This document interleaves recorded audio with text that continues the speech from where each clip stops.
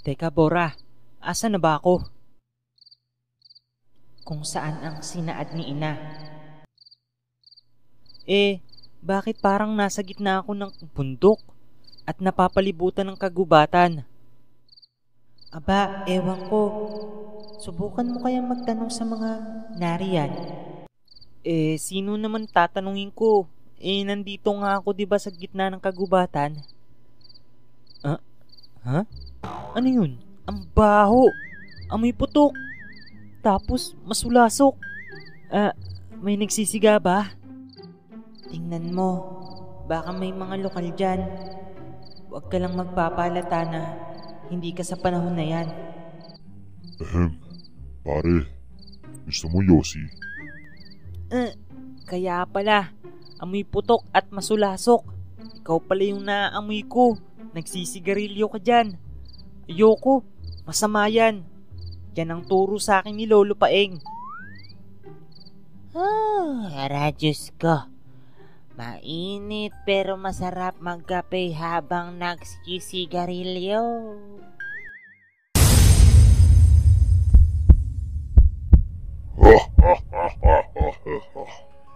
Ayan lang ba ang kaya ng hari at pinuno ng mga aswang? Gilas, tawagin mo na ang ibang lahi. Ako na muna ang bahala sa hampas lupang si Isma.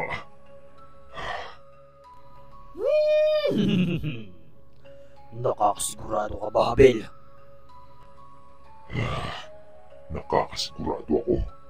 Handa akong ibuwis ang aking buhay para sa aking lahi. Gilas. Bibilisan ko, Abel.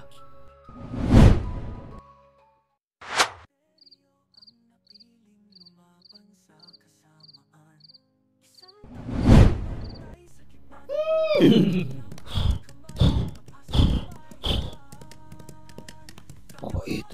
Puntahan mo ang tagapagbantay sa kanilang mundo at sunduin dahil nasa lugar na ng mga aswang si Isma. Ha? Makakasunod, kaibigang Gilas. Mag-ingat ka. Kung maaari lang, bilisan nyo dahil baka hindi nyo naabot ang buhay ang mga nararoon sa lugar ng mga aswang. Sobrang lakas ni Isma. Kahit ako, aminado ako, hindi ko kayang nag-iisa.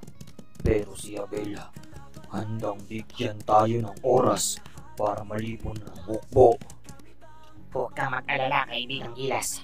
Sasabihan ko din ang ibang kamandirigmang duwende na pumaroon at sabihan ang iba pang lahi. Maraming salamat, kaibigang mabait.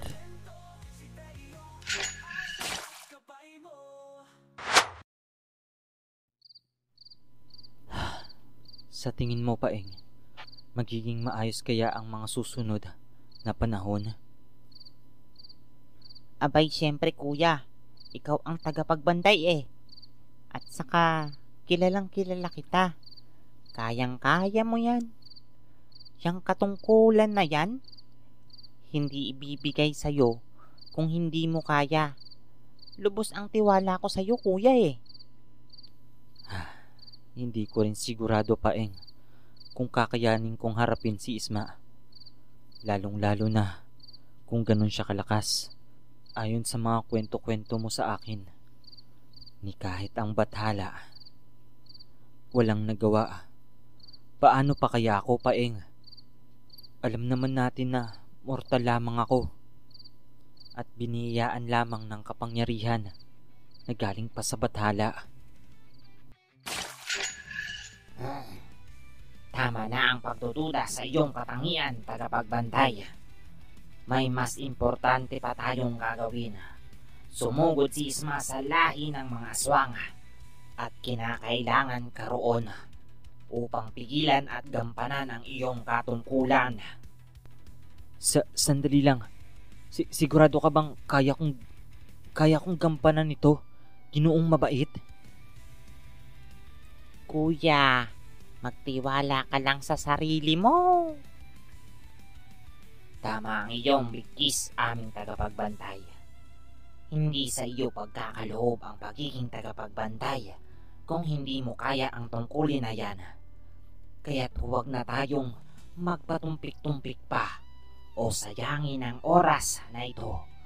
Mas mabuti nang sumama na kayo sa akin paparoon mismo sa lugar ng mga aswang.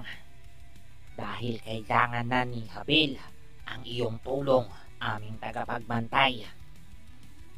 Sama ka ba, Paeng? Abay, siyempre naman kuya. Wala kang lakas kung wala ang gwapo mong kapatid. Umawa kayo sa akin at tayo ay aalis na.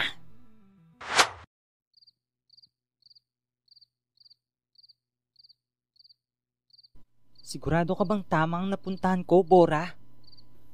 Wala naman akong naaaninag.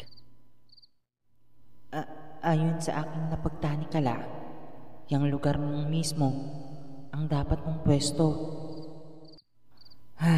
O siya. Basta dito lang ako. At maghihintay ng mga mangyayari. Ano pa nga ba? Ano yung hawak-hawak mo, Ginoo? Parang sarap hit-hitin. Sige. Subukan mo. Lagay mo bibig mo dyan sa dulo. Tapos pipisilin ko ang gatilyo. Sige. Uy, teka, biro lang. Ito naman, naniniwala agad.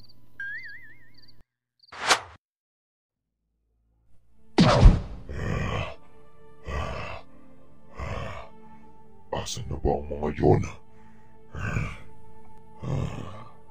Nakakamangha. Kaya mong tumagal. Kahit kitang-kita naman sa iyo na hirap ka na, Habel. May isa pa akong kamay at braso. Kaya ko pang lumaban sa iyo, Isma. Ama, huwag na lang po. Huwag na lang po kayo lumaban. Halina na po sa loob ng kuweba, Ama. Pumasok ka sa loob, Rasimo. David, ang kapatid mo. Ipasok mo sa loob. Dalian nyo. Napaka-maalagang ama mo pala. Hindi ko alam na may puso din pala ang mga tulad mong tampalasan at basura sa mundo. Ikaw ang basura dito sa mundo ating kinatatayuan, Isma. Ikaw ang dapat mawala. Ako, basura. Nakakatawa ka.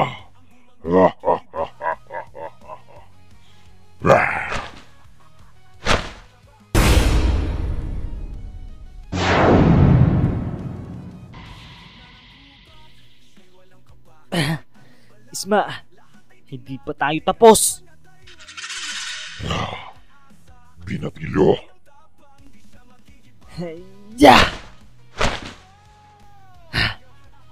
Hindi ka nararapat sa mundong ito.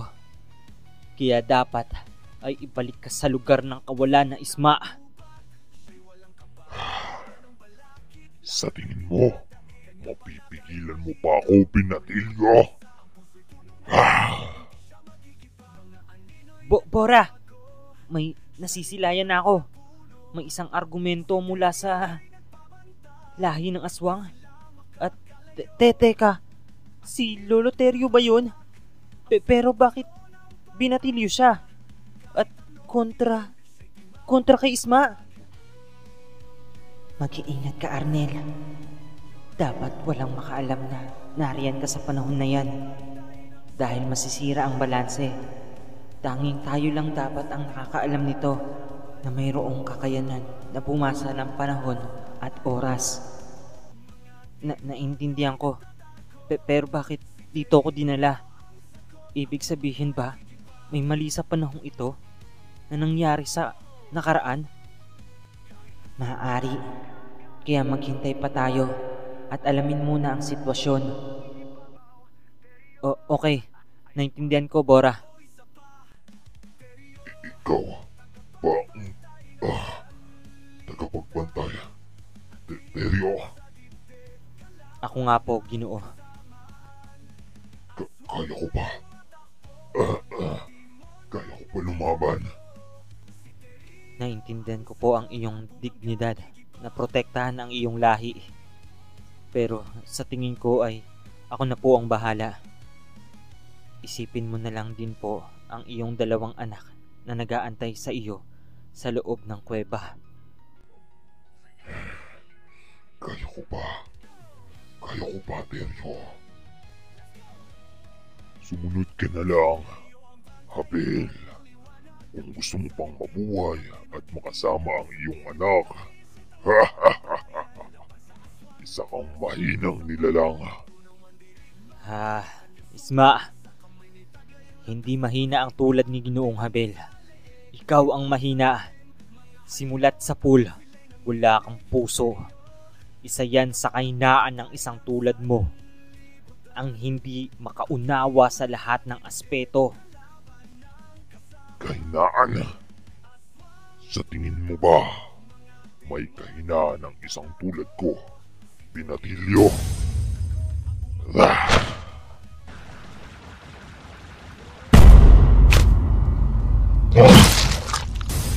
Ama! Teka, Ginoong Abel.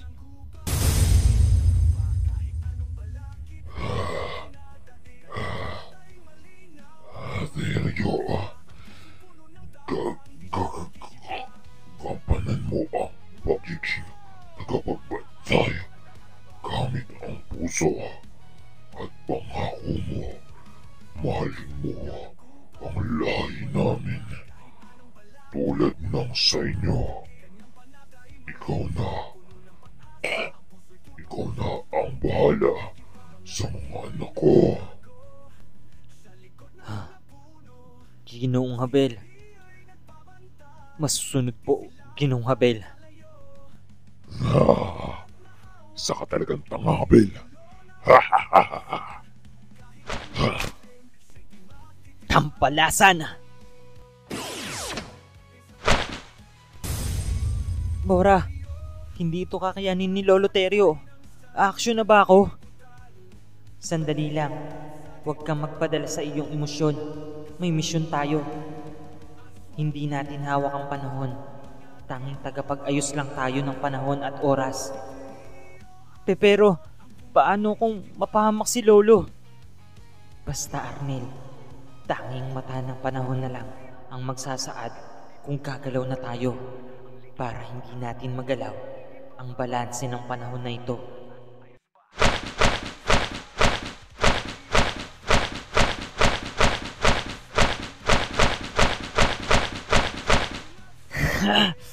Punyeta! Lolo, kayanin mo yan. May tiwala ako sa iyo, Lolo.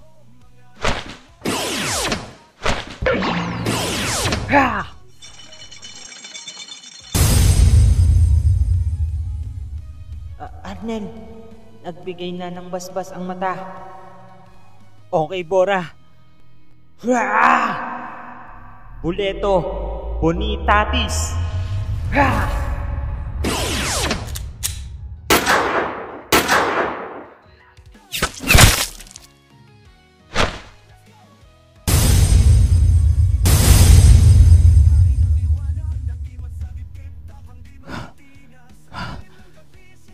Anong nangyari? Kuya, abay napaslang mo si Isma, kuya. Tinamaan ba, Arnel? Sa tingin ko, tinamaan ko, Bora. Tapos na ang misyon. Arnel, kailangan mo nang bumalik bago ka pa maipit sa panahon na yan. Sige. Oh, Paring kapre. Tigilan mo na yan. Kakayosi mo, ha. Hanggang sa muli. Paalam.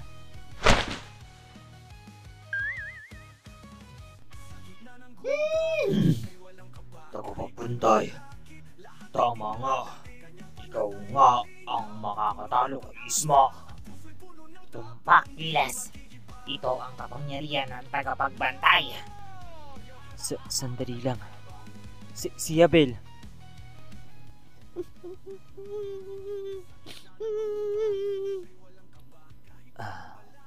Nakikiramay ako.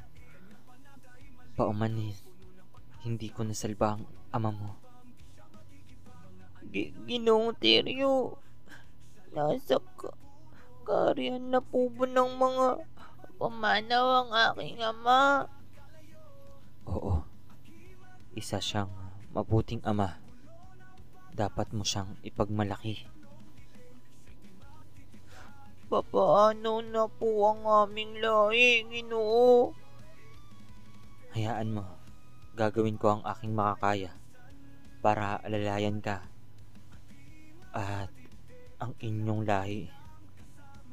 Makakaasa ka sa akin, David.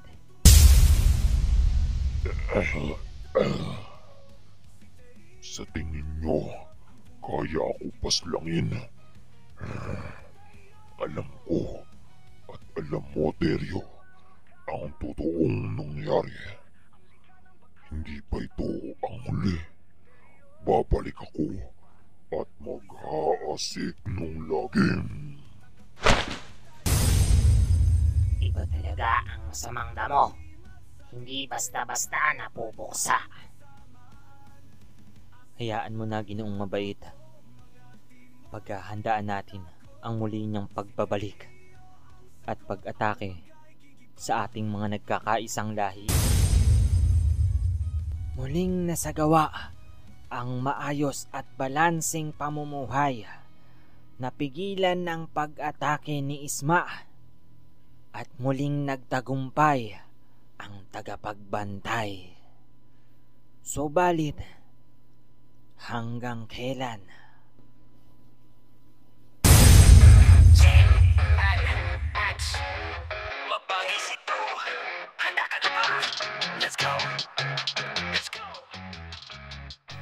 Maraming salamat mga kamandrigma sa lahat ng sumuporta at nanood ng Teryo The Beginning of Adventure Episode 10 at lalong-lalo na po sa mga sumusuporta sa ating membership program sa ating channel na si Pinoy Creepy Exodo and also Hans.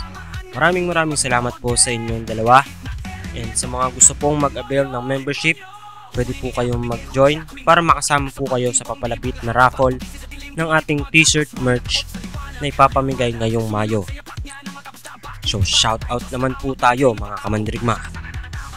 Shoutout kay Akiya Sara, shoutout kay Pinoy Creepy Exodo na aking kumpare, shoutout kay Chris Tajico, Sheila May, Judith Fable, Sipag Lang Tayo, Benjo Makadangdang, Marefe Calipuso, John Kenneth Prieto, Celia Beb, Jesus Rama Vap, Nine Purple, Nelia Toria, Dave Valera, F52RJ, Paulan Jamisola, Marton Bontog, Jade Handsome, Butler Saloda, Mark Legaspi, Dude Solores, Ray Chavez, Ruben Gonzalez, Sara Tangkay, Loredo Denise, Jonas Amante, Debbie Francisco, Cheryl, Maria Aurora Elliot, Excel Reyes, at PJ Abahata.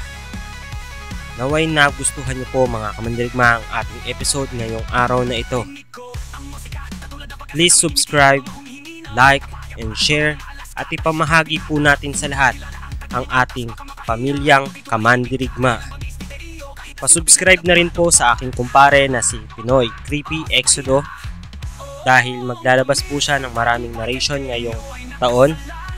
And shoutout din po pala sa aking grupo ng mga animators way back 2022, Hugot Pinoy Animators. And also maraming salamat mga kamandirigma sa walang sawang panunood at pagsuporta. Hanggang sa muli. Peace out.